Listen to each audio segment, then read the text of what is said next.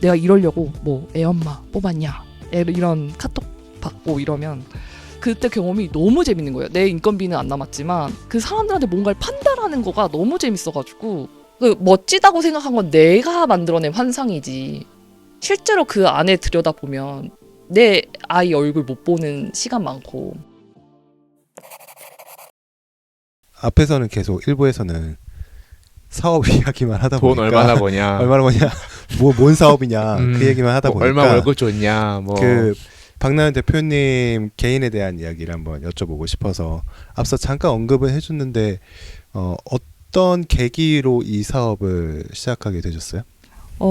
우선 그 제가 투자받은 그 투자사에서 운영하는 이제 공동 창업자를 이제 모아가지고 이제 검증을 해서 투자를 하는 그런 프로그램이 있는데 거기에 이제 선발이 됐어요. 그래서 거기 계시는 분들이랑 이제 가장 큰 페인 포인트가 뭐였냐라고 이제 여러 가지 아이템을 검증을 해보는데 저는 사실 다른 아이템을 가지고 투자를 받고 싶어서 들어갔고요. 근데 그 안에서 가장 고통스러운 기억이 사실은 제가 회사를 그만둔 이유였는데 제가 회사를 다닐 때 이제 저희 첫째가 5개월 동안 2주간 2번씩 입원을 했었어요. 그러니까 총 4주를 5개월간 아팠었고 그때 남편이나 저나 사실은 둘 중에 한 명이 어쨌든 어린이 입원을 하면 거기에 이제 출퇴근을 계속 해야 되고 상주 보호자가 있어야 돼요. 근데 그게 10년 전이니까 사실 그때는 그런 서비스가 없었었거든요. 그러니까 조부모, 그다음에 친척,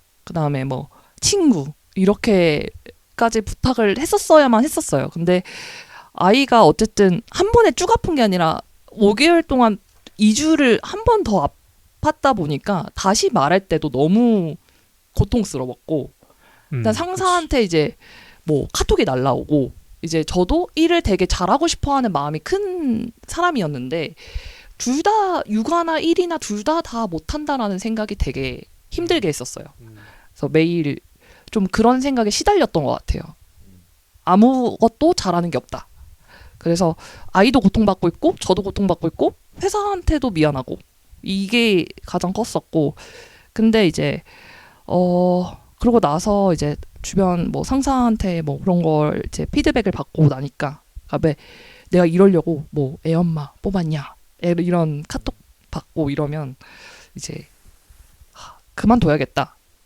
이거는 일과 육아는 양립이 안 된다. 근데 남편이 그만둘 거냐 내가 그만둘 거냐 내가 그만두는 게 낫겠다. 해서 이제 그때 결심을 하고 다시는 회사로 돌아가지 않겠다. 그래서 그때 이제 막무가내로 이제 창업이 어쨌든 그냥 강제적으로 집에서 쉴 수 있는 성격은 아니었던 거예요, 제가. 그래서 전까지 계속 쭉 그 주얼리를 했었었고, 네, 근데 재밌게 했었죠. 주얼리라면 어떤 뭐 원석이나 은주얼리를 이제 전국에 처음에 플리마켓으로 처음에 시작했다가 처음에 이제 파라다이스 임직원 행사를 첫 플리마켓으로 나갔었어요. 자리세가 비싸가지고 경쟁률이 없어가지고 나갔는데 거의 완판을 한 거예요. 거기서 유일하게 브랜드들이 좀 비싼 데들이 왔는데 싸게 파니까 인건비가 안 남는 거예요. 계산해 보니까 없었던 거예요. 그러니까 그때 가격을 어떻게 정해야 될지도 모르고 그 주얼리를 오랫동안 하는 언니한테 이제 거래처 이런 거 뚫는 거 다 배우고 했는데 그 언니가 이렇게 싸게 파면 안 된다. 이 정도는 받아야 된다. 했는데 저한테는 이것도 비싼 거예요. 근데 어쨌든 맞춰가지고 싸게 파니까 사람들이 이 은주얼리를 이 가격에 살 수 없는 걸 다 알잖아요. 그러니까 3-4개씩 막 사람들이 다 사가는 거예요. 그러니까 평생의 거의 완판. 철학이 가격을 낮추는 거에 약간 꽂혀 계신데요. 그래서 근데 그때 경험이 너무 재밌는 거예요. 내 인건비는 안 남았지만 그 사람들한테 뭔가를 판단하는 거가 너무 재밌어가지고 그때 이제 장사의 재미를 알게 돼서 그때부터 가격은 어떻게 남기는 거고 가격은 어떻게 정해야 되는 거고 사람들한테 어떻게 팔아야 되는 거고 이런 것들이 이제 배우게 됐던 것 같아요. 그 장사의 기본을 배우게 됐던 것 같아요. 그때. 그래서 뭐 안 나간 데가 없었던 것 같아요. 정부가 주최하는 플리마켓이 노른자 땅이 많은데 뭐 한강이라든지 한강마켓 이런 데 나가면 진짜 사람도 엄청 많고 막 코엑스 이런 데도 뚫어보고 막 그래서 막 뭐 전국에 사실 근교는 다 가봤던 것 같아요. 그래서 그때 재밌었던 것 같아요. 주얼리를 몇 년간 하시고 네. 나서 바로 지금 사업? 그러고 나서 이제 주얼리를 하다가 그때 좀 무서웠어요. 왜냐하면 월급만 받다가 그때 장사를 통해서 뭔가 내가 그렇게 힘들게 일하는 것 같진 않은데 뭔가 내가 생각보다 뭐 하루에 갑자기 월급을 바로 벌어요. 그러면 이게 느낌이 좀 약간 제가 원래 일확천금을 되게 무서워해요. 그래서 복권을 사본 적이 없어요. 아, 돈을 벌긴 했나 보네요. 그때 당시에는. 네, 그때는 사실은 좀 그러니까 제가 그 월급을 받는 직장인이었다가 갑자기 장사를 시작하니까 그 세상이 달리 보였었어요. 갑자기 그 노점에 떡볶이 파는 할머니부터 와, 저 사람은 일반 그 대기업 다니는 분보다 더 많이 벌겠지? 막 이런 생각을 그때 처음 했던 것 같아요. 그래서 그때 그러고 나서 무서웠고 그때 일확천금 뭐 로또 돼가지고 인생 망한 사람들 얘기를 제가 막 이제 그런 거에 꽂혀가지고 아 나도 인생이 망하면 어떡하지? 내가 이거를 다를 그릇이 아닌데 뭔가 이 정도 돈을 뭐 벌어서 만약에 내가 진짜 가족들 소중한지 모르고 주변 사람들 소중한지 모르고 막 돈만 쫓다가 나중에 막 다 망하는 거 다 잃어버리면 어떡하지? 막 이런 생각을 했던 것 같아요. 그래서 아 나는 그릇이 안 된다. 그래서 거기서 약간 멈추고 싶었어요. 근데 혼자 가니까 당연히 멈출 수 있었어요. 그래서 코로나가 온 김에 그걸 핑계로 둘째를 준비를 했던 것 같아요. 그래서 그 주얼리를 접고 근데 둘째를 키우면서도 이제 집에서 쉴 수 있는 성격이 아니었던 거예요. 그러니까 그때 저희 남편이 NFT를 사람들이 잘 모를 때부터 NFT를 이제 오픈시라는 데서 이제 막 하다가 저도 제 작품을 픽셀 작품을 올렸는데 그걸 누가 15만 원을 주고 두 개를 산 거예요. 30만 원이 팔린 거예요. 그래서 이게 왜 팔리지? 나 픽셀 도트로 찍는 거 몇 분 안 걸렸는데 그래서 되게 신기하다라고 생각이 들어서 그때부터 이제 거기 빠져들어가지고 그러면 그때 이제 4명끼리 모여서 막 100억 정도 매출 냈을 때였어요. NFT가. 팀은 있는데 만들 수 있는데 돈을 못 버니까 아 그러면 우리가 만들어주자로 바뀌어가지고 크몽에다가 그때 올렸었어요. NFT를 기획부터 우리가 만들어주겠다 했는데 정말 그런 비즈니스 모델 갖는 데가 많이 없다 보니까 연락이 오는 거예요. 그래서 한 건당 800만 원씩 받고 한 달에 2건씩은 했었던 것 같아요. 그래서 그거를 이제 디자이너 분들한테 50% 떼주고 저는 15%만 받고 나머지 금액은 회사 유보금을 납두고 해서 이제 약간 그때부터 플랫폼 느낌이 나는데요. 그때부터 이제 우연찮게 넘어갔었어요. 그거 하다가 B2B 시장도 생각보다 한 건당 단가는 큰데 이 손님들 끌어오는 게 굉장히 어렵다. B2C로 넘어가야겠다 생각해서 그때 진짜 본격적으로 플랫폼 B2C 앱을 만들어요. 그래서 할인 탐정 정돈이라는 걸 만들어서 이제 이것도 제 경험인데 이제 그 유명 브랜드들은 그 정기 세일, 패밀리 세일이 다 날짜가 거의 똑같거든요. 그래서 그거를 오프라인으로 가면 안 알려줘요. 전날에 가도. 왜냐면 그 전날에 알려주면 다음날에 살 테니까. 안 사고.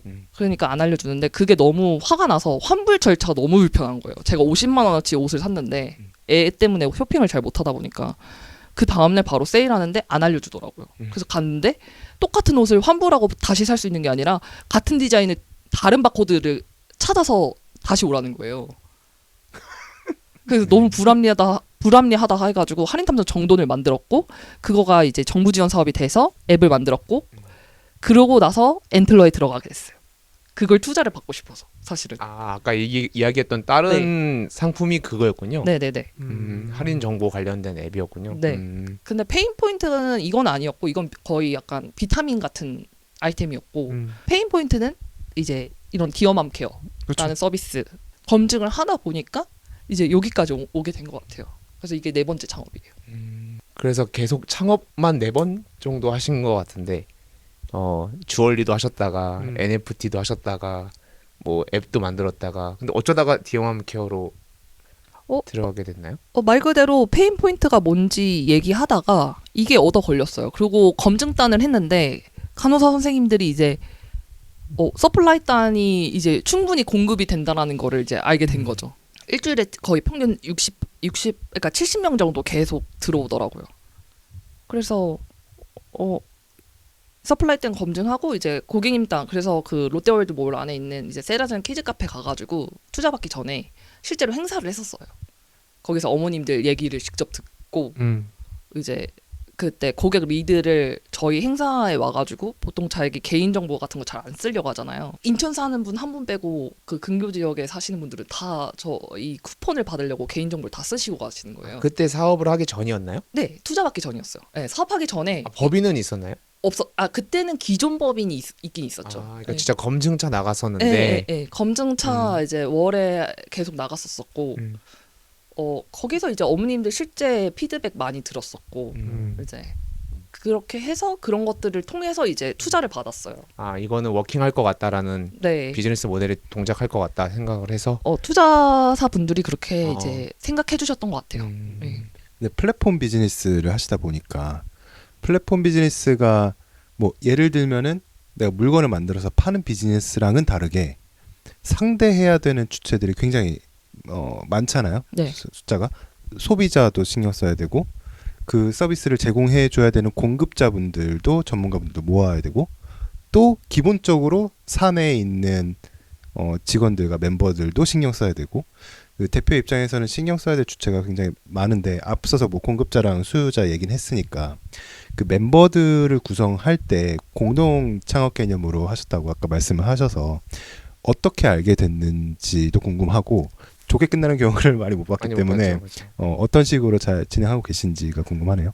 일단 엔틀러 그 프로그램이 공동 창업자를 구하는 프로그램이에요. 그래서 같이 사업하고 싶은 사람들끼리 이제 모아놓고 그 안에서 이제 아이템을 만들어서 발굴하고 검증하고 투자받는 것까지가 이제 되는 건데 거기에서 처음에 만났었고요. 그날 말 그대로 저는 사실 지금까지 제가 경험해본 뭐 비즈니스 사이드가 이제 뭐 간만 봤겠지만은 공동 창업자랑 같이 일하는 게 가장 힘든 것 같아요.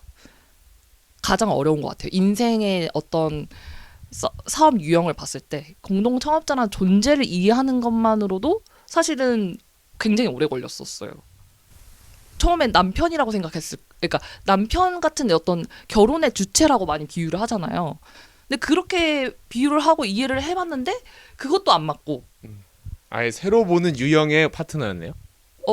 그러니까 이 존재를 내가 어떤 존재로 이제 인지해야 되고 이해해야 되고 어떻게 해야 될지 아예 감이 안 잡혔던 것 같아요.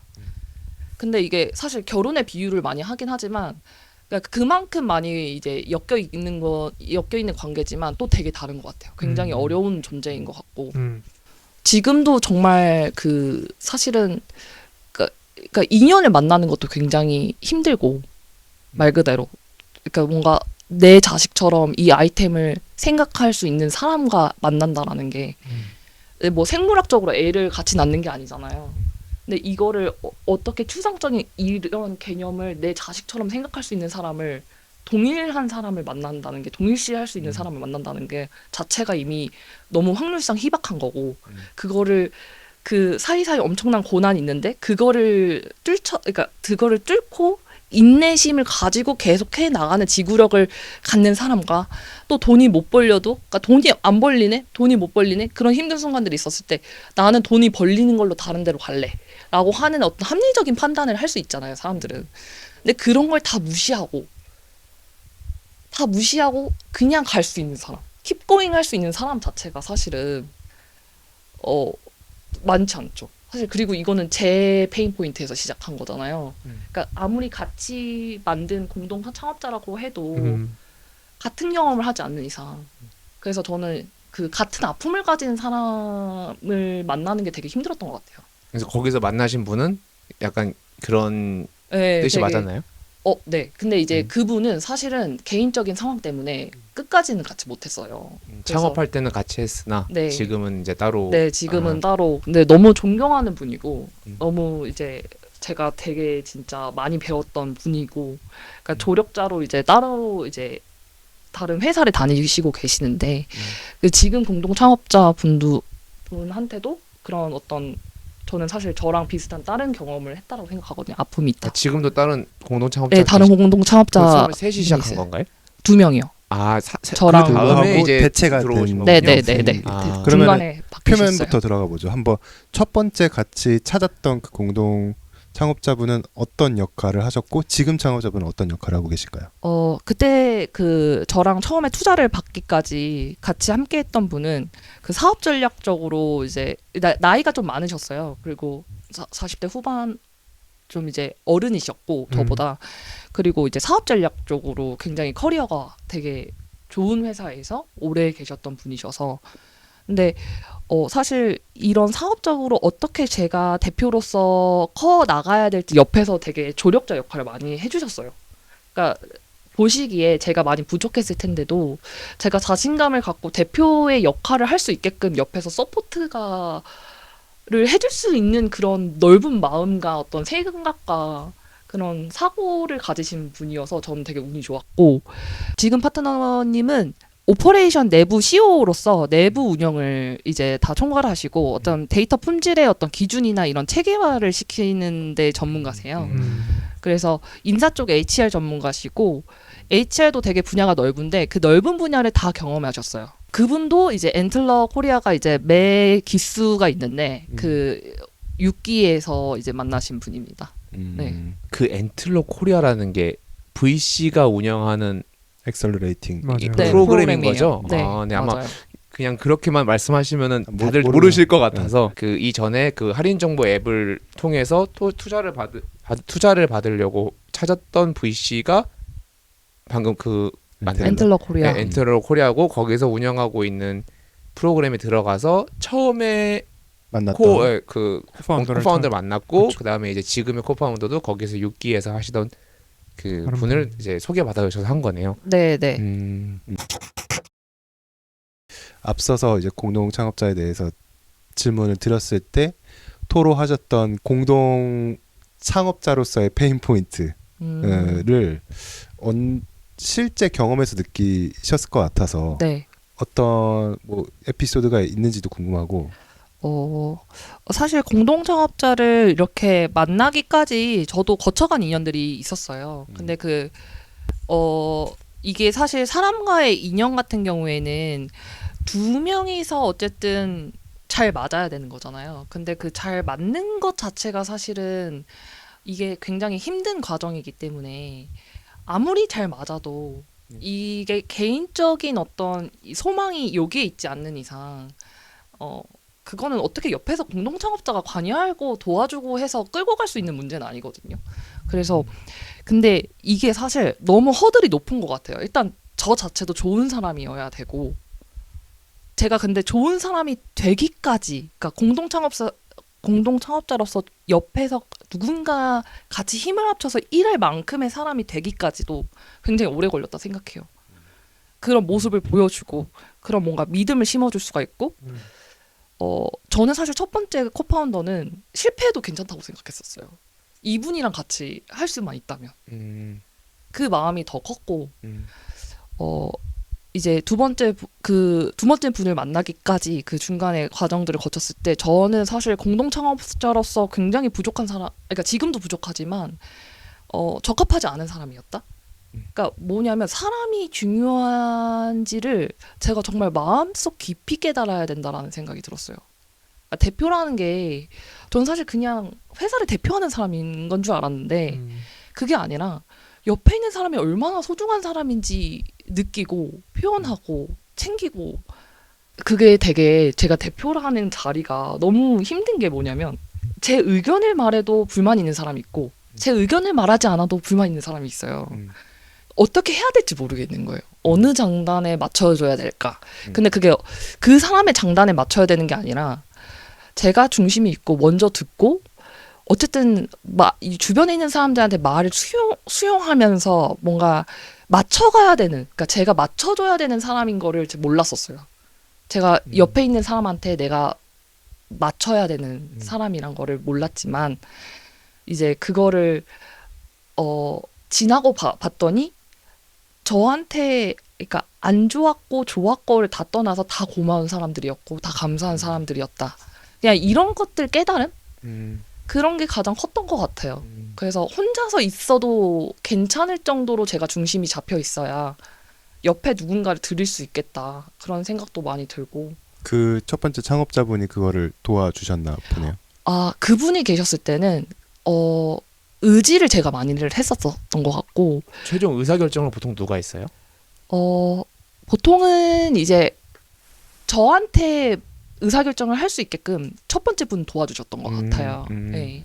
그것들을 도와주셨었고, 근데 그분이 이제 제가 홀로 있었던 시간들이 있었어요. 근데 그 사이에 이제 많은 사람들이랑 맞춰봤을 때 제가 뭔가 그 어떤 식의 사람이 되어야 공동 창업자로서 같이 일할 수 있는 사람이 될 수 있었을까를 이제 경험했던 시간들이었고, 떠나보내면서 사람들이 떠나보내면서 저의 부족한 점을 알게 되면서 그랬고, 이제 지금은 이제 두 번째 공동 창업자 분을 만났을 때는 또 한편 또 다른 걱정이 생겼어요.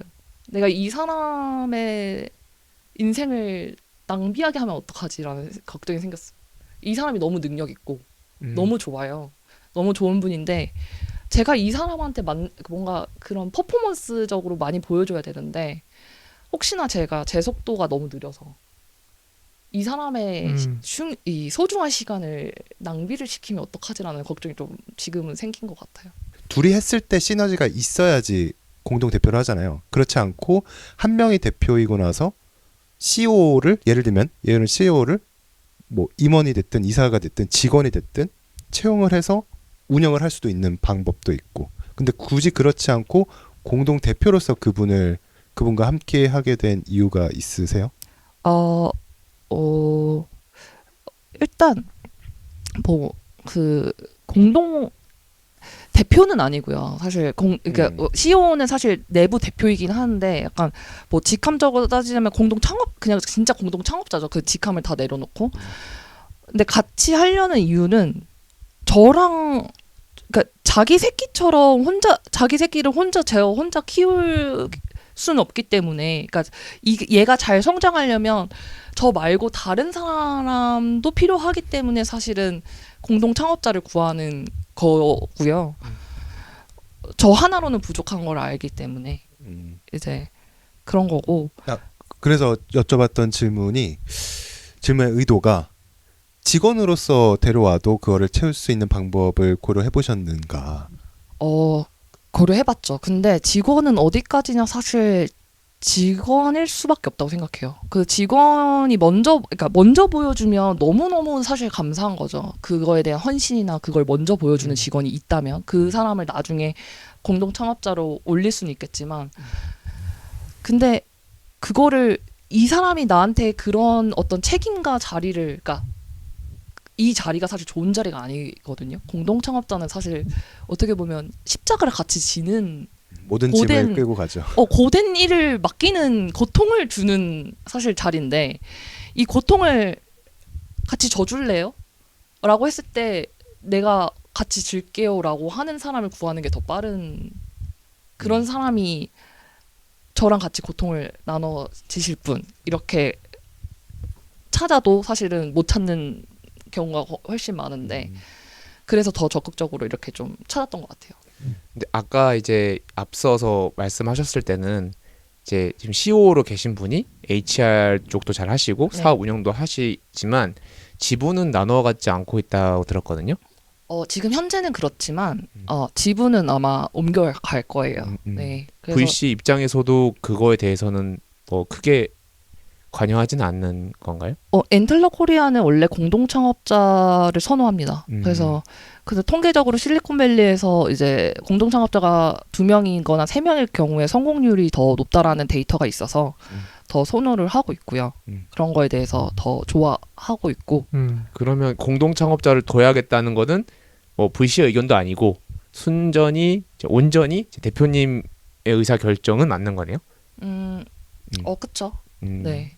그게 사실 아무리 뭐 투자사라고 해도 제가 혼자 하는 게 더 낫겠다라고 싶으면 혼자 하는 게 회사에 더 도움이 된다라고 하면은 그게 맞겠지만, 사실 이게 어쨌든 잘 성장을 하는 게 목표이기 때문에 혼자서는 사실 역부족일 수 있겠다는 생각이 들죠. 그럼 반대로 박나연 대표님은 어떤 역할을 하고 계신 거예요? 저는 비저너리한 시각을 갖고 있는, 그러니까 비전이라고 생각을 해요. 왜냐하면 이거에 대한 어떤 스토리라든지 경험을 실제로 페인 포인트로 갖고 있는 사람이어야 간호사 선생님들이 공명해 주신 거거든요, 제 마음에.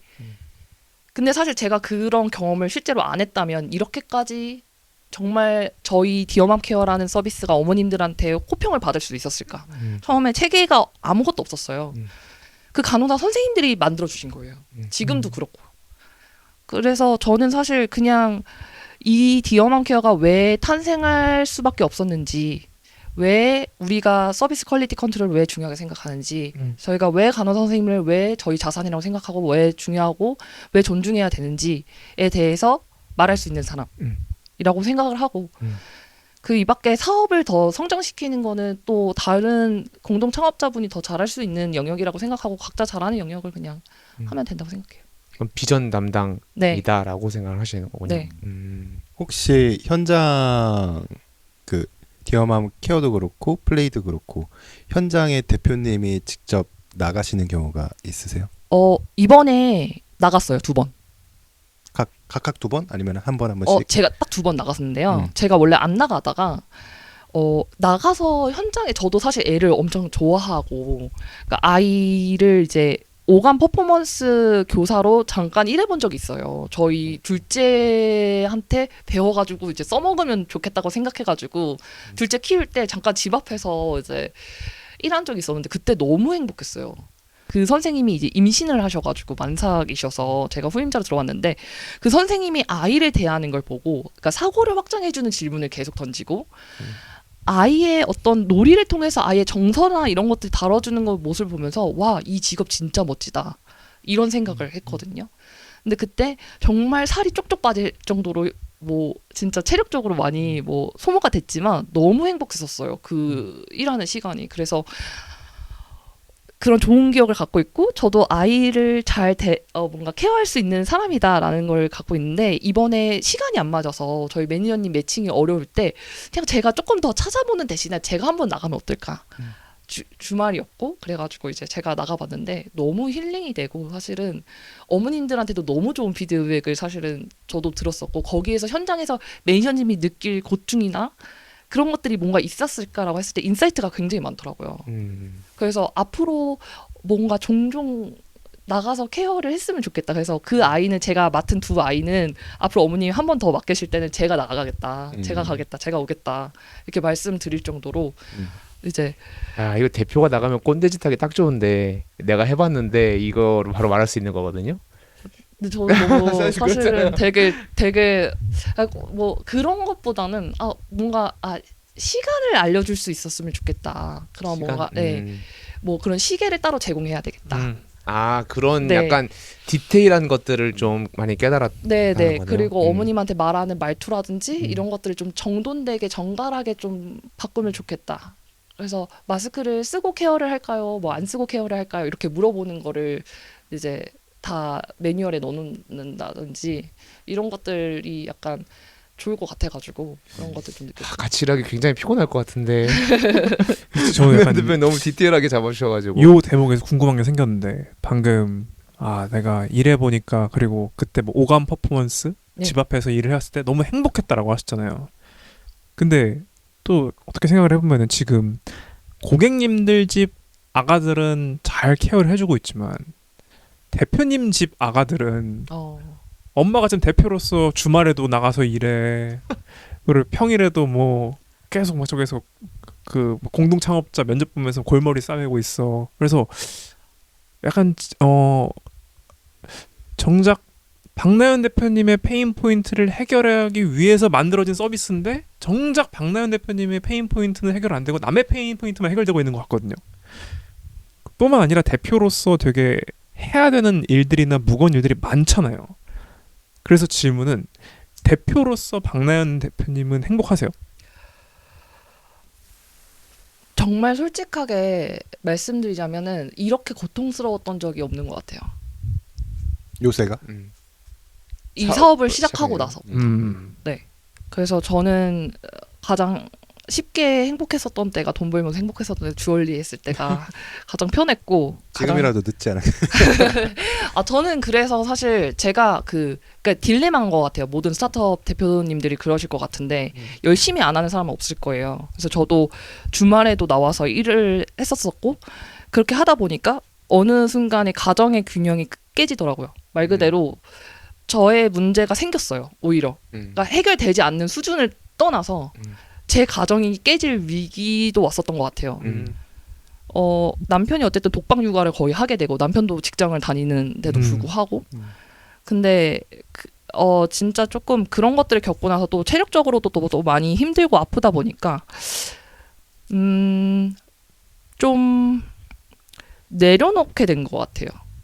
그러니까 뭐 워라밸 뭐 신경 쓰지 말아라 뭐 이렇게 하잖아요. 근데 둘 다 잘할 수 있는 방법에 대해서 많이 생각하게 된 것 같아요. 근데 둘 다 잘한다라는 게 무조건 한쪽에 엄청나게 시간이나 리소스를 투자하는 게 아니라 둘 다 잘한다라는 거는 내가 행복할 만큼 내가 이 수준이 정말 지금 이게 실패해도 내가 오늘 자체가 의미 있을 만큼 정도만 하는 게 좋겠다는 생각이 되게 들었고 그래서 저녁은 무조건 좀 아이들이랑 같이 남편이랑 같이 시간을 보내려고 그게 더 건강한 것 같아요.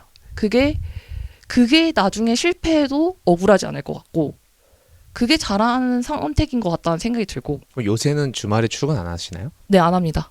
주말에는 대부분 이제 가족하고 시간을 보내려고 하시는 거군요. 네네. 피치 못할 때는 노트북을 켜긴 하지만 되도록이면은 핸드폰이나 노트북은 안 보려고 노력을 더 많이 하고요. 그 시간을 다 써가지고 제 시간을 다 써서 뭔가를 억지로 잘 되게 하고 싶진 않아요. 반대로 평일에는 그러면 항상 출근하세요? 처음에는 이제 했었는데 이제 굳이 이제 왔다 갔다 통근하는 시간이 제가 좀 1시간 한 15분 정도 들어요. 그러니까 생각보다 이렇게 적게 들지는 않아가지고 가장 효율적으로 일할 수 있는 방법을 찾아요. 그래서 보통 직원분들이 이제 상근 출근하시니까 그럴 때는 저도 맨날 출근을 하는데 이제 집에서 하는 게 더 효율적이다라고 판단되면은 이제 뭐 재택이나 그렇게 좀 하는 편이죠. 그래서 운전할 때는 전화를 보통 전화 업무를 많이 하고 이런 식으로 이제 좀 정해진 시간 안에 딱 그 일 할 수 있게끔. 하루 일과를 못 들어봤어요 아직. 그래서 이제 평일에 일과가 대충 이제 재택하는 거 말고 네. 그냥 출근한다라는 시간을 기준으로 하면 대충 몇 시부터 일을 하기 시작해서 몇 시까지 일을 하시나요? 10시 반이 저희 출근 시간이고요. 좀 늦고 저희가 이제 애들 이제 등원을 좀 제가 시켜야 되기 때문에 몇 시에 일어나세요? 일어나는 건 6시 반에 일어나요. 음. 네. 새벽에 좀 제 자유 시간을 즐기는 편이고 네, 새벽 시간에 일찍 일어나서 그냥 뭐 TV도 보고 책도 읽고 그냥 그렇게 좀 힐링 타임을 좀 갖다가 이제 애들 이제 한 7시 반쯤 깨어서 밥 먹이고 등원 시키고 그러면 이제 9시 반쯤 되는데 그때 이제 출근해서 10시 반에 보통 도착을 해가지고 이제 그때부터 업무를 시작을 하고 이제 보통 저희가 퇴근 시간은 근데 저희가 뭐 5시 반, 뭐 6시 반 사실 정해져 있는 시간은 없어요. 그러니까 직원들 재택도 되나요? 네. 아, 네. 근데 이제 다 같이 재택을 하면 다 같이 재택을 하고 다 같이 출근하면 다 같이 출근을 하는 편이고 그렇게 하고 있고 퇴근 시간에 사실 일이 많으면 퇴근 못 하는 거고. 네. 근데 제일 늦게까지 계셨던 게 몇 시 정도까지 있어봤나요? 제일 늦게 있었던 거요? 퇴근을 안 했어요 아예? 안 한 적도 있죠. 아 거기서 그냥 네. 사무실에서 자고. 네. 근데 그게 퇴근을 안 하고 계속 일하기 시작하면 또 거기에 익숙해져요. 그래서 그게 힘들지 않은데 가장 힘든 게 뭐냐? 일찍 뭔가 그 뭐라 그랬지? 쉬다가 일해야 되고 쉬다가 일해야 되고 이게 사실 조금 스위치 힘들고. 끄고 키는 게 쉽지 않죠. 네. 차라리 근데 이제 저는 사실 한번 가정의 위기를 겪었다 보니까 사실 그때부터 제 위기가 지금까지 지속되는 문제인데 일을 너무 열심히 하면 또 문제가 생길까봐 그 내면의 그 두려움이 있어요. 아 그 위기가 뭐 아이들과의 위기였나요? 아니면은 이건 사실 뭐 아니요. 아 그냥 가정 내의 네, 어떤 가정 내 그렇군요. 일이었고 그래서 그 계기로 최대한 이제 업무와 그 육아라고 해야 되나요? 아니면 가정 내 시간을 잘 분배하려고 한다는 네. 거군요. 네네. 어. 그게 가족을 위한다고 했는데 가족을 위해서 제가 열심히 일한다고 생각했는데 그게 가족을 위한 게 아니라는 걸 그때 너무 많이 깨달아서 아무도 저한테 그렇게 열심히 일하라고 하지 않았고 아무도 저한테 주말에 시간 내서 애들 얼굴도 못 보고 일하라고 하지 않았는데 저는 그게 제가 가족을 위해서 일한다고 스스로 믿고 있었어요.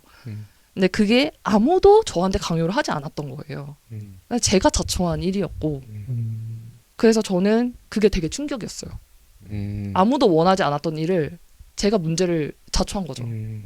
그래서 지금은 주 5일로 대략 뭐 10시 반부터 뭐 한 6시 반, 뭐 5시 반 정도로 이렇게 일한다. 네, 그 정도 생각하면 일하고 되겠네요. 네. 음. 집에 와서 이제 뭐 저녁에 급한 일 있으면 처리하고 그러면 어떻게 생각하면은 사실 저도 이 얘기 들으면서 그 토스 이승건 대표는 비혼주의자라 그러거든요. 네. 그 자기는 회사랑 결혼했다 막 이러면서 뭐 일론 머스크도 뭐 뽑을 때 막 너드 연애 안 하는 그냥 너드 개발자만 뽑는다. 연애할 시간 이래라 막 이러면서 일론 머스크야말로 디어맘 케어 되게 필요할 것 같은데. 저도 그렇게 생각해요 지금.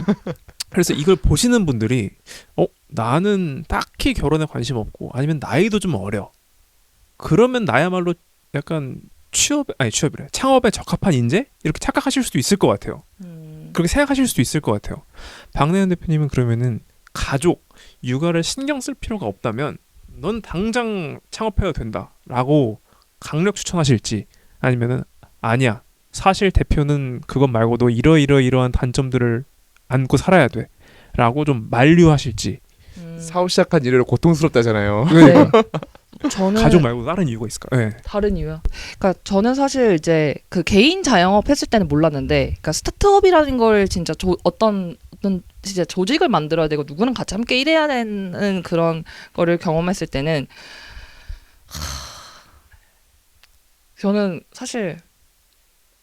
저는 예전에는 약간 멋있어 보이고 싶어하는 마음이 있었던 것 같아요. 그러니까 남들이 내 서비스를 다 이용했으면 좋겠다. 너무 멋진 일이잖아요. 그리고 뭐 세상에 도움되는 걸 만들고 싶다, 의미 있는 일을 하고 싶다, 너무 멋진 일인데 저는 그렇게 하고 싶었었거든요. 그래서 여기까지 온 것 같은데, 근데 막상 해보니까 그게 사실 중요한 게 아니다. 멋지다고 생각한 건 내가 만들어낸 환상이지. 실제로 그 안에 들여다보면 내 아이 얼굴 못 보는 시간 많고, 그러니까 일 자체가 엄청 즐겁고 재밌으면 상관없거든요. 근데 너무 거기에 빠져버리면 가정 있는 사람들은 문제가 생겨요. 근데 저는 원래도 알고 있었어요. 일과 사랑을 고르라고 했을 때 전 무조건 사랑이거든요. 전 일을 고를 사람이 아니고 애초부터. 근데 저 같은 사람한테는 가족이 우선순위, 가족이 제 인생의 의미이고 목표인데 이게 균형이 안 맞았을 때 둘 중에 뭔가 선택해야 될 때는 무조건 저는 가족이거든요. 그러니까 저 같은 사람은 사실은 결혼을 했을 때 창업을 하면 매우 힘들다. 네. 근데 만약에 일을 선택할 수 있는 사람이라면 해도 되지 않나? 라는 생각도 들어요. 왜냐면 그냥 진짜 결혼했다 생각하고 일을 계속 하는 게 즐겁다라고 생각하면, 그리고 내가 일을 함으로써 피해받는 사람이 없다고 하면 마음 편하게 일을 할 수 있을 것 같은데 제가 일을 너무 열심히 하면 피해보는 사람이 생겨요. 제 가족이. 왜냐면 육아라는 거는 남편 혼자 다 짊어져야 되는 건 아니잖아요. 그러니까 저는 그게 가정이 있는 창업자들은 사실은 좀 힘들다. 딜레마가 분명히 발생할 거고 균형점을 찾지 않으면은 굉장히 큰 문제가 될 것이다 라고 생각을 해요. 하지만 가정이 없다면 당신은 창업에 적합한 인재다.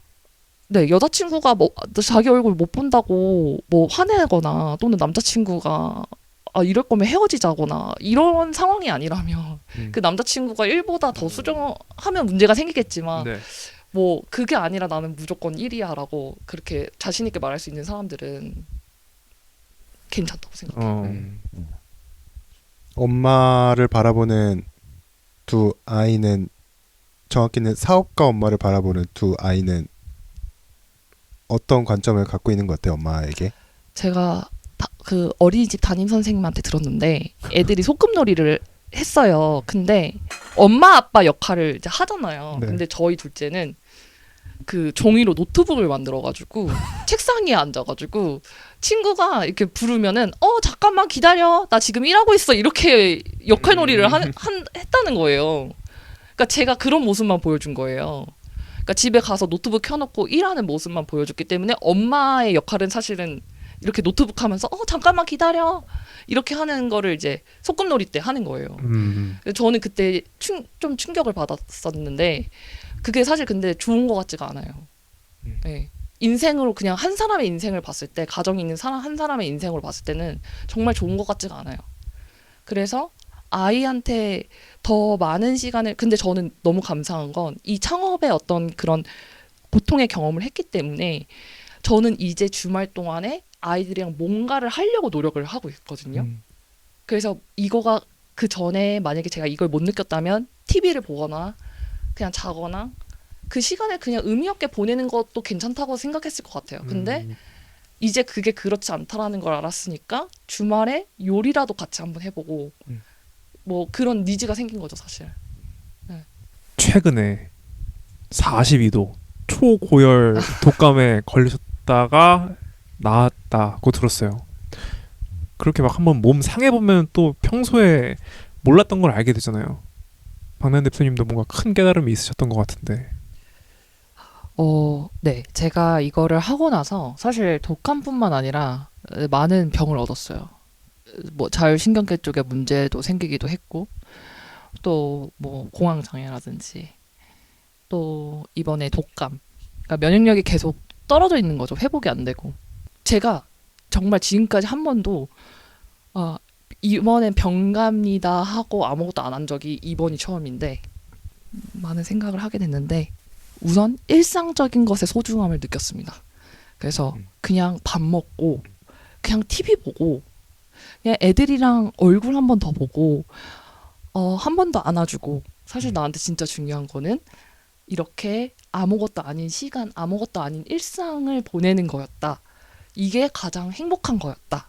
이런 생각을 되게 많이 하게 됐어요. 그래서 그냥 이 일상, 아무것도 아닌 일상. 뭔가 돈을 더 벌어야 되겠다는 그런 마음도 없어졌고요.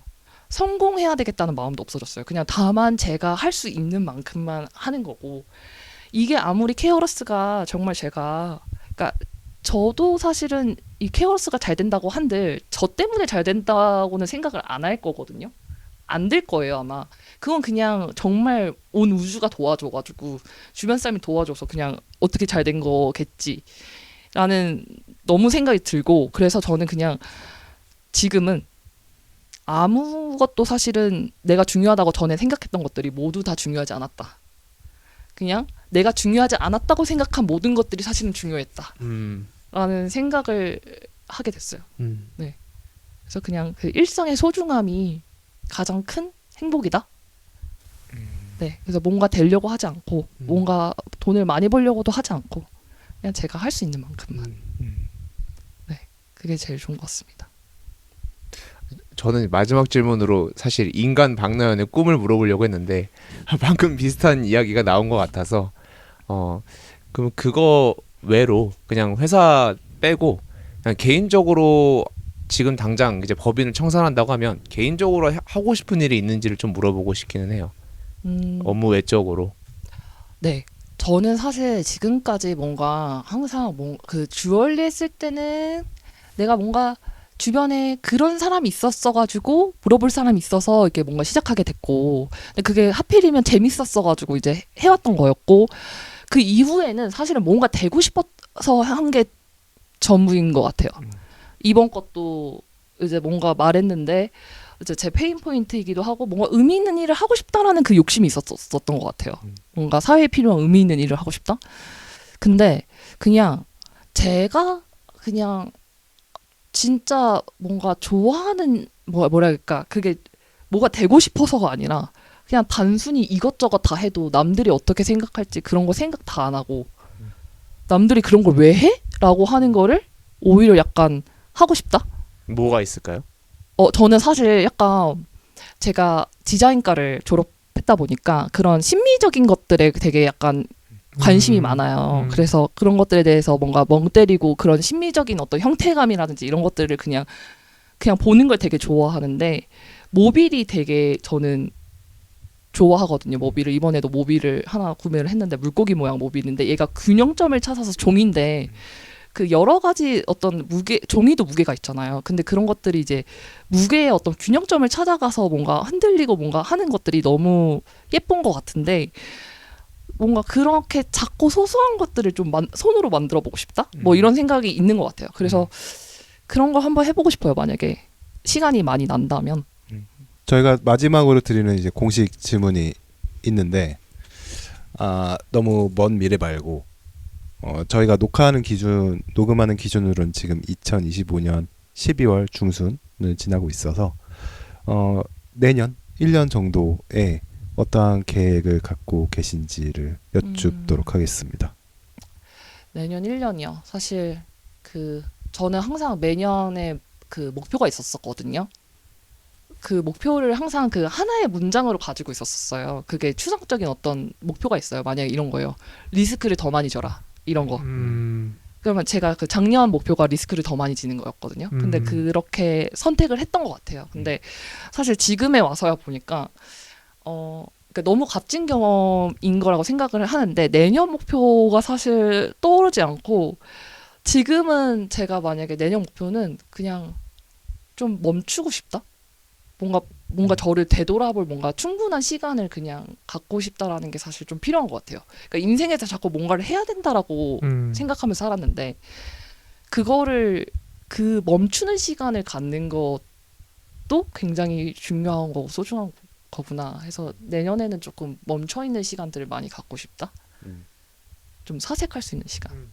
배가 불러서 이것도 VC가 들으면 싫어할 네, 이야기인데 네.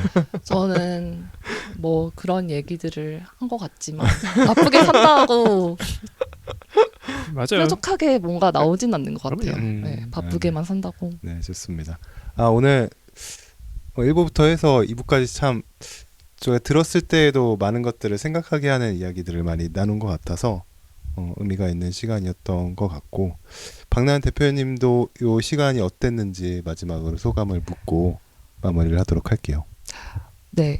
오기 전에 생각을 했는데, 그러니까 누군가 저의 목소리를 의견을 듣고 싶다라는 그런 기회가 사실 오는 것 자체가 굉장히 영광스럽고 사실 되게 귀중한 어떤 기회인 것 같아요.